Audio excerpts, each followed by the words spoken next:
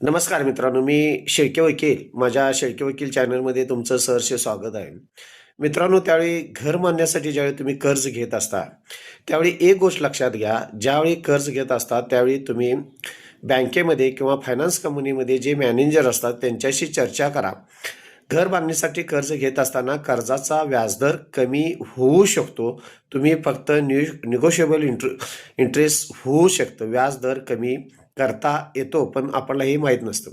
दुसरी महत्त्वाची गोष्ट आहे, जर तुम्ही कर्ज घेतलेलं असेल तर वार्षिक जर 12 हप्ते तुम्ही भरत असाल तर जास्तीत जास्त 12च्या ह्याच्यामध्ये 13-14 हप्ते भरण्याचा प्रयत्न करा. त्यामुळे तुमचं कर्ज कमी कमी होत जाईल.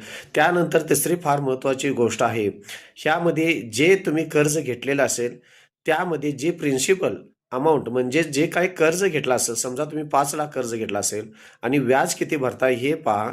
जास्तीत जास्त तुमची प्रिन्सिपल अमाऊंटमध्ये घेतलेल्या कर्जाचं 5 लाखामधील जास्तीत जास्त रक्कम बँकेकडे परत गेली पाहिजे. त्यामुळे तुमचं व्याजदर कमी होऊ शकतो. अशा पद्धतीनं तुम्ही जर कर्जाचं नियोजन केलं तर कर्ज वेळेमध्ये आणि लवकर तुमचं त्यातनं रिकामे व्हाल. धन्यवाद मित्रांनो. माझ्या चॅनलला सबस्क्राईब करा, लाईक करा, शेअर करा.